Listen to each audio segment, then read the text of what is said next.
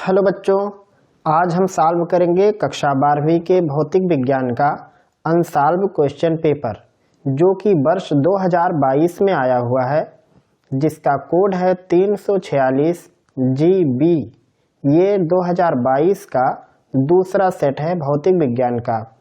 आज हम इसके पहले पार्ट को सॉल्व करेंगे, जिसमें हम क्वेश्चन नंबर 1 और क्वेश्चन नंबर 2 को सॉल्व करने वाले हैं।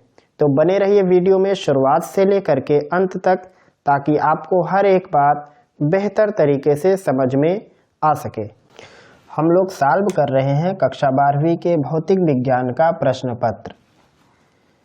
कोड है 346 GB। ये 2022 का दूसरा सेट है। इससे पहले हम लोगों ने पहला सेट सॉल्व किया है। तो ये है क्वेश्चन नंबर 1। इसमें इसके कुल 6 पार्ट हैं। तो देखते हैं एक एक का सलूशन क्या होने वाला है। पहला प्रश्न है, अर्धचालक में संयोजकता बैंड एवं चालन बैंड के बीच ऊर्जा अंतराल लगभग होता है।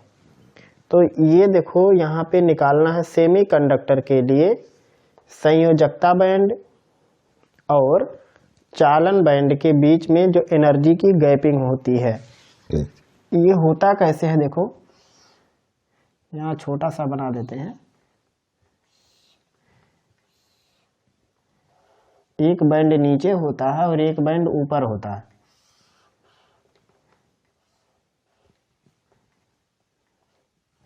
यहाँ पे जो एनर्जी होती है नीचे वाले में, इस एनर्जी को बोलते हैं वैलेंस एनर्जी या वैलेंस बैंड एनर्जी। हम यहाँ पे वैलेंस एनर्जी लिख दे रहे हैं। और यहाँ पे जो होता है, ये होता है कंडक्शन एनर्जी या कंडक्शन बैंड एनर्जी। इसको शॉर्टकट में EV से लिखते हैं और इसे EC से लिखते हैं। यहाँ पे इलेक्ट्रॉन होते हैं इसमें।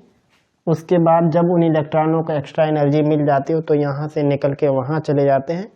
ये जो बैंड थ्योरी बनी है, बैलेंस बैंड थ्योरी, इससे सेमीकंडक्टर, कंडक्टर और नॉन कंडक्टर के बीच में भेद किया जाता है। बस इसी के लिए बनाया गया है, इनको अच्छे तरीके से स्टडी करने के लिए। तो यहाँ पे नीचे जो बैंड होता है, इसको कहते हैं बैलेंस बैंड। इसके अंदर जो एनर्जी होती है वो EV से लिखी जाती है। जो ऊपर होता है वो EC से लिखा जाता है। और इन दोनों के बीच में जो ऊर्जा का अंतर होता है उसे कहते हैं वर्जित ऊर्जा। ऐसा भी आप समझ सकते हो, या फिर डायरेक्ट इसको ऐसे समझ सकते हो, ऊर्जा अंतराल। इसके बीच में जो एनर्जी गैप होती है उसे फॉरबिडेन एनर्जी गैप भी बोलते हैं। फॉरबिडेन एनर्जी गैप, इसको FEG, कहीं कहीं ऐसा मिलता है लिख के, कहीं कहीं मिलता है EG।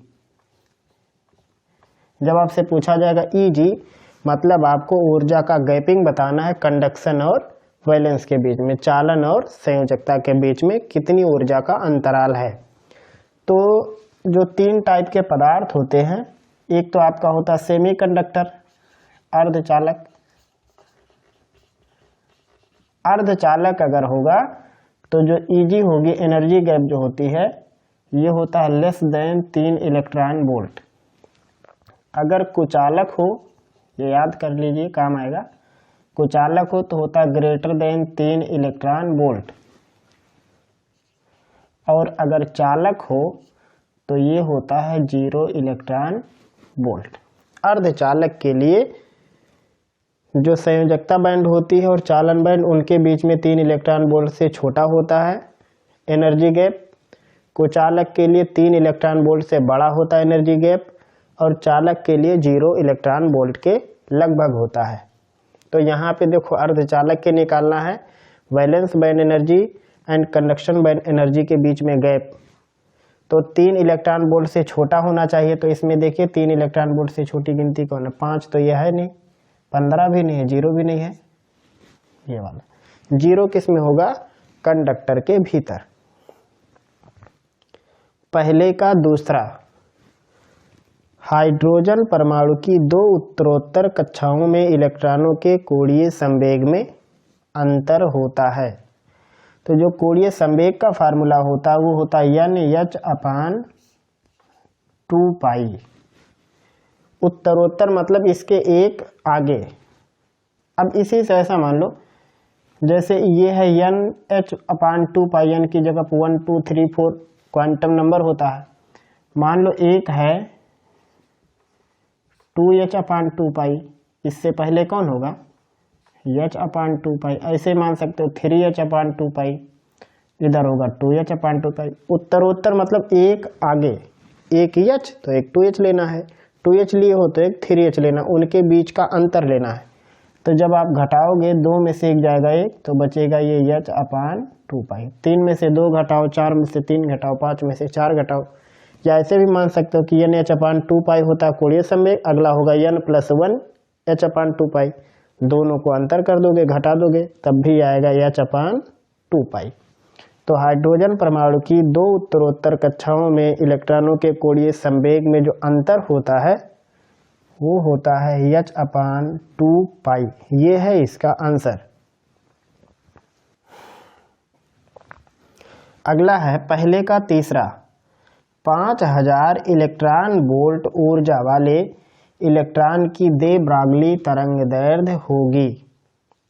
दे ब्रागली तरंगदैर्ध्य का फार्मूला कितना होता है लैम्डा बराबर 12.27 बटे करड़ी में V एंगस्ट्रॉम। तो जब यहाँ पे V की वैल्यू रखोगे 5000, फिर पूरा सॉल्व करोगे तो सॉल्व करने के बाद ये आएगा 0.173 इलेक्ट्रॉन वोल्ट। आपको करना क्या है 12.27, यहाँ V की जगह पे लिखना है 5000, आगे एंगस्ट्रॉम रहेगा। आप इसको नॉर्मल सॉल्व करना है, जैसे आप मैथमेटिक्स के सवाल लगाते हो वैसे ही बिल्कुल इसको हल कर देना है। हल करने के बाद 0.173 एंगस्ट्रॉम आएगा। ये होगा इसका सॉल्यूशन। अगला प्रश्न है विद्युत चुंबकीय विकिरण स्पेक्ट्रम में रेडियो आवृत्ति परास है। इलेक्ट्रोमैग्नेटिक रेडिएशन में निकालना है रेडियो फ्रीक्वेंसी की रेंज कितनी होती है। तो जो रेडियो फ्रीक्वेंसी होता है उसका रेंज 30 गीगाहर्ट्ज से छोटा होता है। सिंपल इतना दिमाग में रखो। इसकी वैल्यू होती है लेस देन 30 गीगाहर्ट्ज। इसकी वैल्यू होती है 10⁹, उसमें एक ऐड हो जाएगा तो आएगा 10⁻10। तो उससे छोटी जो भी गिनती होगी वही लेना है। तो यहाँ पे देखो 14 12 चल रहा है, 16 14 चल रहा है, बाकी सब बड़ा है। यही है 3 × 10⁻10, उससे छोटी गिनती ये होती है रेडियो फ्रीक्वेंसी रेंज। पांचवा है 200 ओम प्रतिरोध और 1 हेनरी प्रेरकत्व के श्रेणी संयोजन पर प्रत्यावर्ती वोल्टता वैल्यू दी हुई है V = 10√2 sin 200t लगाई गई। V और I के बीच कलांतर होगा। तो ये प्रतिरोध है, उसकी वैल्यू है 200 ओम। यहाँ से यह है V0 sin ओमेगा, ये ओमेगा की वैल्यू है 200, और यहाँ पे L की वैल्यू है 1। तो यहाँ से XL निकल जाएगा, XL की वैल्यू होती है ओमेगा L। तो 200 का 1 में गुणा करेंगे तो आएगा 200। ये भी है ओम। तो कलांतर निकालते हैं, फार्मूला होता है tan phi = XL/R। तो ये होगा 200/200 बराबर आएगा 1। ये वैल्यू है tan में 45 डिग्री की। तो कंपेयर करने पे आपको मिलेगा phi की वैल्यू 45 डिग्री। यही हो जाएगा V और I के बीच में कलांतर। जब भी LR सीरीज सर्किट हो तो कलांतर का फार्मूला होता है XL/R। तो यहाँ पे 45 डिग्री है दूसरे वाले में। पहले का अंतिम खंड। जब एक प्रकाश किरण वायु से कांच में जाती है तो उसकी तरंग दैर्ध्य कम हो जाती है, तरंग दैर्ध्य बढ़ जाती है, आवृत्ति बढ़ जाती है, ना तो तरंग ना ही आवृत्ति बदलती। ये 4 ऑप्शन हैं। तो जब भी लाइट डेंसर मीडियम में चलती है, वायु से देखो कहा है कांच में, तो ये क्या हो गया रेयर टू डेंसर। ऐसी दशा में स्पीड कम हो जाती है। फार्मूला क्या होता है, v बराबर n लैम्डा, जहाँ n है फ्रीक्वेंसी, यह अपवर्तनांक नहीं है, इसको ऐसे लिख देते हैं, ये न्यू बना देते हैं, ये वाला। तो जब स्पीड घट जाती है, चूंकि आवृत्ति नहीं बदलती, कभी भी लाइट की फ्रीक्वेंसी चेंज नहीं होती, वो चाहे जिस मीडियम में चली जाए, तो जब स्पीड कम हो जाएगी तो लैम्डा भी घट जाएगा, क्योंकि फ्रीक्वेंसी चेंज नहीं होगा। तो इसके हिसाब से वेवलेंथ कम हो जाती है, ये वाला ऑप्शन सही रहेगा। जब भी light rare to denser medium चलती है तो उसकी वेवलेंथ कम हो जाती है, क्योंकि उसकी स्पीड कम हो जाती है। तो ये है क्वेश्चन नंबर 1 के 6 पार्ट जो दिए गए हैं, उन सभी का सलूशन। उम्मीद है आपको समझ में आ गया होगा। आप इसे अपने कॉपी पर लिख सकते हैं। अगला प्रश्न क्वेश्चन नंबर 2 का फर्स्ट पार्ट, स्थिर वैद्युतिकी का गॉस नियम लिखे। कहीं कहीं पे ये गाउस भी लिख के मिलता है, ये भी लिखा हुआ मिल जाता है। तो ये आए या ये आए, दोनों एक ही है। तो सबसे पहले हम नियम लिख देते हैं, फिर आपको बताते हैं। नियम क्या है, किसी बंद पृष्ठ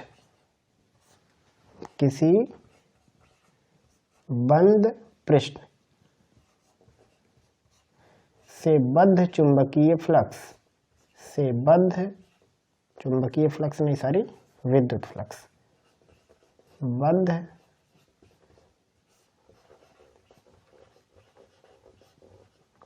विद्युत फ्लक्स फाई ई का मान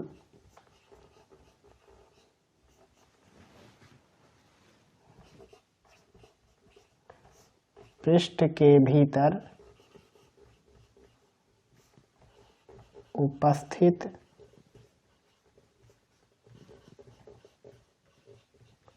परिणामी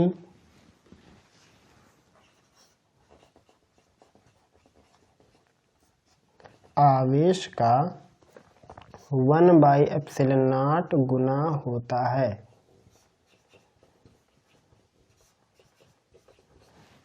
ये है नियम। किसी बंद पृष्ठ से बद्ध विद्युत फ्लक्स फाई ई का मान पृष्ठ के भीतर उपस्थित परिणामी आवेश, जिसे क्यू से लिखते हैं, का 1/ε0 गुना होता है। अब हम आपको इसे समझा के बताते हैं ये क्या है। बंद पृष्ठ कहने का मतलब ये होगा 3D स्ट्रक्चर। कोई भी 3D की सरफेस हो, 3D ये नहीं कि 2D, जैसे कागज हो गया, ये जैसे व्हाइट बोर्ड का सरफेस है, तो इस सबसे बद्ध फ्लक्स कभी भी 1/ε0 गुना नहीं होगा, हमेशा बंद होना चाहिए। जैसे गेंद के अंदर, जैसे क्यूब के अंदर, कोई भी किसी भी आकार का रैंडम आकार कोई भी होगा, लेकिन वो 3D में होनी चाहिए। दूसरी शर्त, वो बिल्कुल क्लोज होनी चाहिए। अगर जरा सा भी कहीं से ओपन है तो नेट फ्लक्स की वैल्यू Q का 1/ε0 नहीं होगा, उससे कम हो जाएगा। दूसरी चीज, परिणामी आवेश का 1/ε0 गुना होना चाहिए। जैसे मान लो कोई एक गॉसियन सरफेस है, ये किसी भी आकार का हो सकता है, इसके अंदर चार्ज है एक Q1, Q2, Q3, कोई प्लस है, ये माइनस है, ये प्लस है, तो टोटल कितना फ्लक्स बाहर होगा इस सरफेस से, तो क्या होगा, परिणामी आवेश जितने भी आवेश हैं सभी आवेशों को टोटल कर देना, यानी Q1 minus Q2 plus Q3, इसमें ε0 से डिवाइड कर देंगे, तब आएगा नेट फ्लक्स। ये होता है परिणामी आवेश लिखने का मतलब। कुछ किताब में लिखा हुआ मिलता है कि पृष्ठ के भीतर उपस्थित आवेश का 1/ε0 गुना होता है, तो वो भी सही है, लेकिन अगर परिणामी वर्ड यूज करेंगे तो ज़्यादा बेहतर होगा। जो रिजल्टेंट चार्ज आएगा उसका 1/ε0 गुना होता है, मतलब जितना भी सरफेस के अंदर चार्ज है केवल उन्हीं को लेना है। अगर मान लो कह दिया सरफेस के बाहर चार्ज है Q4, तो क्या इसको भी शामिल कर लेंगे इस सरफेस से बनने वाले फ्लक्स में, तो ये बाहर वाला शामिल नहीं होता है। कारण क्या है, देखो अगर मान लो ये प्लस होता तो इसकी फ्लक्स लाइन ऐसे निकलती, यहाँ से ऐसे बाहर हो जाती, तो इसका क्यों नहीं जोड़ा जाता है। इस साइड से अंदर आ रहा, मान लो ये वाला हिस्सा माइनस, ये प्लस, ये वाला हिस्सा माइनस, ये वाला प्लस, ऐसे एक डायरेक्शन के हिसाब से बता रहे हैं। तो देखो यहाँ बाहर प्लस, यहाँ बाहर माइनस, ये कैंसिल, यहाँ माइनस, यहाँ प्लस, ये कैंसिल। तो इसलिए कभी भी बाहर वाले चार्ज को फ्लक्स काउंट में नहीं लिया जाता है, हमेशा इनसाइड चार्ज को लेते हैं। तो ये हुआ स्थिर वैद्युतिकी का गॉस का नियम, यानी जो फ्लक्स का फार्मूला होता है वो होता है Q बाई एप्सिलॉन नॉट। यहाँ Q का मतलब होगा परिणामी आवेश। एक फार्मूला और होता है, वो होता closed integral E vector dot dA vector. ये भी होता है Q बाई एप्सिलॉन नॉट के बराबर। ये भी गाउस का नियम है, ये भी गाउस का नियम है। आप दोनों में से किसी को भी लिख सकते हैं। तो यह है क्वेश्चन नंबर 2 के फर्स्ट पार्ट का सॉल्यूशन। अगला प्रश्न है क्वेश्चन नंबर 2 का सेकंड पार्ट। इसमें क्या करना है, सवाल है कम विभवांतर पर धात्विक चालक एवं टार्च के बल्ब के लिए विभवांतर और धारा के बीच ग्राफ खींचिए। देखो इसी प्रश्न को इससे पिछले वाले सेट में भी दिया गया था, लेकिन वहाँ पे ये सभी शब्द यूज नहीं हुए थे। वहाँ पे लिखा था ओमीय और अनओमीय प्रतिरोध के लिए विभवांतर और धारा के बीच ग्राफ खींचना था। यहाँ ओमीय और अनओमीय ना लिख के ये नए शब्द लिखे हैं, तो इन्हें आपको पहचानना रहेगा। जो पेपर सेट करते हैं वो लोग ऐसे कुछ ना कुछ वर्ड यूज करते हैं। अगर आप उनको गंभीरता से जानते हो, उनको अच्छे से जानते हो, तब तो आप समझ जाओगे कि वो कहना क्या चाहते हैं। तो इसमें कहा है कम विभवांतर, तो जब भी वोल्टेज लो होता है, ये देखो यहाँ पे लिख देते हैं, कम विभवांतर जब भी कहा जाएगा तो इसका मतलब है ओमीय परिपथ आपको बनाना है, या वहाँ पे ओमीय प्रतिरोध होगा। कम विभवांतर पर ओमीय प्रतिरोध। अगर कहीं पे मिल जाएगा अधिक विभवांतर, मान लो इसी प्रश्न में लिख देता अधिक यहाँ पे विभवांतर, तो वो समझ जाओ कि वो है अनओमीय, अनओमीय प्रतिरोध। और यहाँ पे लिखा टार्च का बल्ब, तो इसका भी मतलब है टार्च का बल्ब। जहाँ पे बल्ब वगैरह यूज होने लगे तो वो अनओमीय प्रतिरोध होते हैं। उनमें जो टंगस्टन वगैरह होता है, फिलामेंट जो बनाया जाता है, अनओमीय प्रतिरोध। ये सभी बात आपको समझनी पड़ेगी। अगर कम वोल्टेज की बात हो रही है तो वो ओमीय प्रतिरोध होगा, अधिक विभवांतर की बात हो रही है तो अनओमीय प्रतिरोध होगा। टार्च का बल्ब या कोई भी बल्ब जो ऊष्मा प्रोड्यूस करता है, ऊष्मा बाहर निकालता है, जिसमें ऊष्मा क्षय होती है, तो वो अनओमीय प्रतिरोध की कैटेगरी में जाता है। तो यहाँ पे V और I के बीच में ग्राफ खींचना है, तो दो लोगों का ग्राफ बनाना, एक कम विभवांतर पर धात्विक चालक के लिए और एक टार्च के बल्ब के लिए। तो ग्राफ कैसा होगा, एक होगा कम विभवांतर पर धात्विक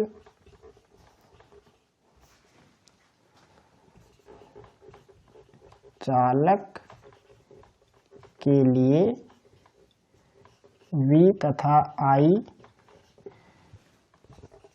के बीच ग्राफ ऐसा कुछ होगा, V I और ये R। दूसरा है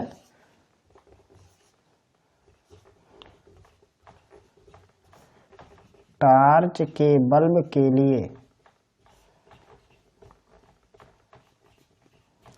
टार्च के बल्ब के लिए V तथा I के बीच ग्राफ। तो ये ऐसा रहेगा, V I ऐसे। अगर मान लो आप ऐसा इसको बना देते हो, देखो एक चीज़ और बता देते हैं, क्योंकि कुछ बच्चे रट के एग्ज़ाम में पहुंच जाते हैं, तब गड़बड़ हो जाता है। अगर मान लो आपने V यहाँ पे बना दिया, I यहाँ पे बना दिया, तो इसका चित्र ऐसा होगा। ये वाला ऐसे पलट जाएगा, ये नहीं कि V और I यही है इसको ऐसा कर दें तो गलत हो जाएगा। ये दोनों सही हैं। आपको ध्यान देना है कि V कहाँ है, किस एक्सिस पर हमने बना के रखा है, और I को, ये बात आपको ध्यान देना है। और साथ में ये तीन चीज भी, जब भी लो वोल्टेज ओमीय प्रतिरोध होगा, हाई वोल्टेज अनओमीय प्रतिरोध होगा, टार्च का बल्ब अनओमीय प्रतिरोध प्रदर्शित करता है। तो ये है क्वेश्चन नंबर 2 के सेकंड पार्ट का सॉल्यूशन।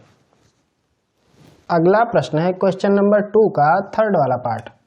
प्रश्न क्या है, V विभवांतर से त्वरित आवेशित कण के लिए दे ब्रागली तरंग दैर्ध्य का सूत्र लिखिए। तो इसमें केवल फार्मूला लिखना था, लेकिन हम आपको कैसे प्रूव करना है या कैसे आता है उसको भी बता दे रहे हैं।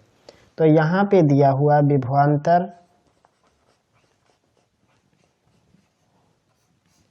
बराबर V, ये चीज इसमें दिया हुआ है।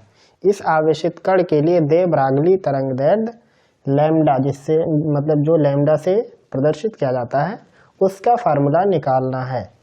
तो यहाँ पे लिखेंगे विभवांतर V के लिए,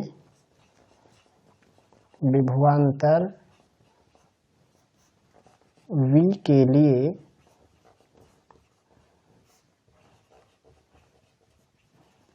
आवेश Q की गतिज ऊर्जा, काइनेटिक एनर्जी निकालनी है। क्यों निकालना पड़ेगा, देखो जब भी त्वरण होगा वोल्टेज देके त्वरित कराएंगे, स्पीड आएगा, स्पीड होगी तो काइनेटिक एनर्जी होगी। तो काइनेटिक एनर्जी का फार्मूला क्या होता है, ये होगा Q इंटू V के बराबर, क्योंकि W बराबर क्या होता है Q इंटू V। तो यहाँ पे kinetic energy Q into V के बराबर होगी। अब K क्या होता है, ये होता है हाफ mv स्क्वायर, ये हो जाएगा Q इंटू V। जहाँ V क्या है वो भी लिख देते हैं, 2V है। V आवेश का वेग, m आवेश का द्रव्यमान।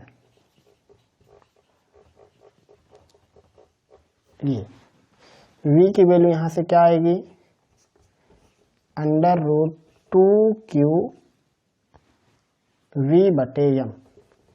V की वैल्यू आएगी अंडर रूट 2Q V बटे m। दे ब्रागली तरंग दैर्ध्य का फार्मूला क्या होता है, दे ब्रागली तरंग दैर्ध्य, इसको लैम्डा से लिखते हैं, फार्मूला होता है h बाई p। p संवेग है, फार्मूला होता है इसका m इंटू v। सारी वैल्यू रख दो, m v की वैल्यू 2qv बाई m। ये वाला m अंदर चला जाएगा करड़ी के, तो m स्क्वायर बन जाएगा। तो होगा m स्क्वायर, पहले से मौजूद है 2qv बाई m, एक m से एक m कट जाएगा तब भी m रह जाएगा यहाँ पे। तो मिला जुला के फाइनल उत्तर क्या आया, h by under root 2qvm, या इसको ऐसा लिख सकते हैं mq, जैसा भी समझ सको। तो ये है दे ब्रागली तरंग दैर्ध्य का फार्मूला, आपको केवल इतना ही लिखना था। तो ये हुआ लेमडा का formula h upon root 2mq into v, आपको केवल ये फार्मूला ही लिखना था। और जब भी परीक्षा में केवल फार्मूला लिखने के लिए आएगा तो आप केवल फार्मूला ही लिखना, डेरिवेशन नहीं लिखना। लेकिन जब आप फार्मूला लिख दोगे तो नीचे जरूर लिख देना कि h क्या है, m क्या है, q क्या है और v। जितना भी सिंबल यूज होगा सारे सिंबल का मतलब क्या है जरूर लिख देना फार्मूले में। तो ये है क्वेश्चन नंबर 2 के थर्ड पार्ट का सॉल्यूशन। अगला प्रश्न है क्वेश्चन नंबर 2 का चौथा पार्ट। एक चालक पर 2.4 गुणे 10 पे ऋण 18 कूलाम का धनावेश है, बताइए उस पर कितने इलेक्ट्रॉन की कमी या अधिकता है। तो सबसे पहले इसका काम हल करते हैं, कमी है या अधिकता है। तो जब चार्ज पॉजिटिव हो तो इलेक्ट्रॉन कम हो जाते हैं, चार्ज नेगेटिव हो तो इलेक्ट्रॉन बढ़ जाते हैं। तो पहले का जवाब क्या हो जाएगा लिखेंगे, चाहे तो पहले हल कर लेते हैं, इलेक्ट्रॉनों की संख्या निकाल के लास्ट में लिख देंगे। आवेश का फार्मूला क्या होता है? Q इक्वल N इंटू ई, जहाँ N इलेक्ट्रॉनों की संख्या है। चार्ज की वैल्यू है 2.4 into 10 to the power negative 18। N e की value 1.6 into 10 to the power minus 19। N की वैल्यू होगी 2.4 into 10 to the power negative 18 upon 1.6 into 10 to the power minus 19। यहाँ से दशमलव गायब हो जाएगा क्योंकि समान अंक है, इधर भी एक इधर भी एक, और 19 में से 18 घटेगा तो 1 हो जाएगा, तो ये होगा 240/16। डिवाइड करेंगे तो आएगा 15। अब n की वैल्यू आ गई 15, तो आपको आगे उत्तर भी लिख देना। उत्तर क्या लिखेंगे? लिखेंगे इसलिए चालक पर 15 इलेक्ट्रॉन की कमी है। इलेक्ट्रॉन की कमी क्यों है? क्योंकि सवाल में कहा था धनावेश, अगर यही सवाल में लिखा होता ऋणावेश तो लिख देते इलेक्ट्रॉन की अधिकता है। तो ये हुआ क्वेश्चन नंबर 2 के 4th पार्ट का सॉल्यूशन। अगला प्रश्न है क्वेश्चन नंबर 2 का 5वां पार्ट। उत्तल लेंस की फोकस दूरी 10 सेंटीमीटर और अवतल लेंस की फोकस दूरी 50 सेंटीमीटर है। दोनों लेंस संपर्क में रखे हैं। इस संयोजन से 25 सेंटीमीटर की दूरी पर वस्तु रखी है। वस्तु के प्रतिबिंब की स्थिति ज्ञात कीजिए। तो इसमें जो जो दिया सब लिख दो। क्या दिया हुआ? इसमें दिया है उत्तल लेंस की फोकस दूरी,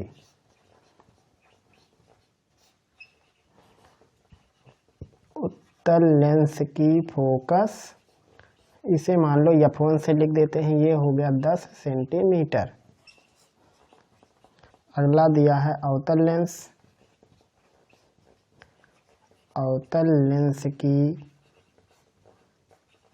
फोकस दूरी ये है F2, वैल्यू है 50 सेंटीमीटर, माइनस रहेगा क्योंकि अवतल लेंस की फोकस दूरी माइनस में होती है। और वस्तु की दूरी दिया है, कहाँ से वस्तु की दूरी है? संयोजन से, मतलब दोनों लेंसों के कॉम्बिनेशन से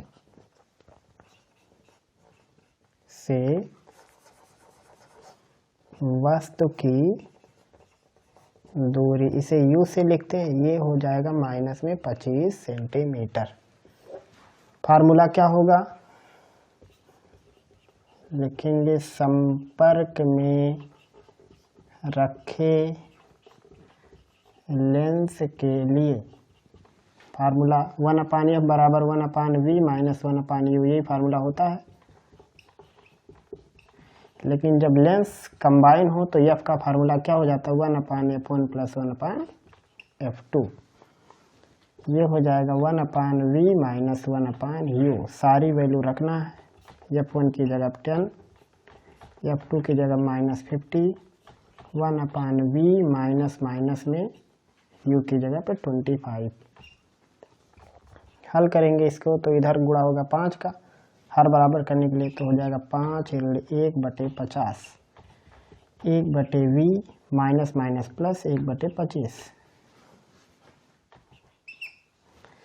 ये हो जाएगा 4/50, यही साइड आएगा तो माइनस हो जाएगा 1/25, 1/v बराबर, हर बराबर करने के लिए 2 से गुणा होगा तो होगा 4 2/50, 1/v 2/50 बराबर होगा 1/v, काट देंगे तो आएगा 1/25 बराबर 1/v, या v बराबर प्लस 25 सेंटीमीटर। प्लस आया, इसका क्या मतलब हुआ?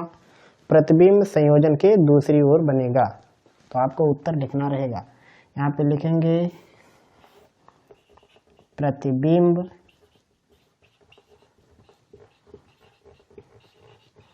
संयोजन के दूसरी ओर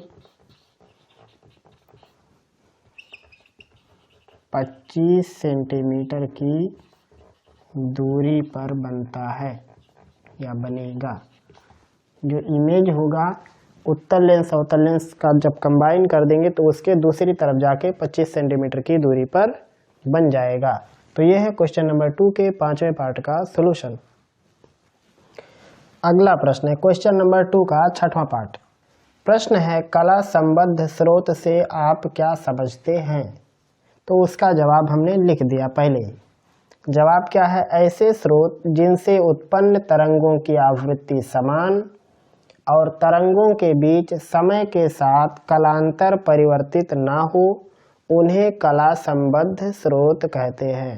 कहने का मतलब ये है कि ऐसे सोर्स जिनसे अगर वेव निकलती हो तो निकलने वाली वेव की फ्रीक्वेंसी या आवृत्ति बराबर होनी चाहिए, साथ में जो उनका फेज है टाइम के अकॉर्डिंग, जैसे जैसे टाइम बढ़ता जाए उसके हिसाब से जो फेज का अंतर आ रहा है, फेज डिफरेंस आ रहा है, वो टाइम पे डिपेंड ना हो, यानी हर एक टाइम पे तरंगों के बीच में फेज डिफरेंस समान ही मिले, तो उन्हें कला संबद्ध स्रोत कहेंगे, कोहेरेंट सोर्स इनको बोलते हैं। तो ये है क्वेश्चन नंबर 2 के 6th पार्ट का सॉल्यूशन। तो ये था आज का सेशन जिसमें हम लोग सॉल्व कर रहे थे कक्षा 12 के भौतिक विज्ञान का अनसॉल्व क्वेश्चन पेपर, जो कि वर्ष 2022 में पूछा गया प्रश्न पत्र था, कोड 346 GB दूसरा सेट। इस सेट में हमने क्वेश्चन नंबर 1 और क्वेश्चन नंबर 2 को सॉल्व किया है। आगे आने वाले पार्ट में हम आगे के प्रश्नों को भी हल करेंगे। तब तक पढ़ते रहिए, अपनी तैयारी और भी बेहतर तरीके से करते रहिए।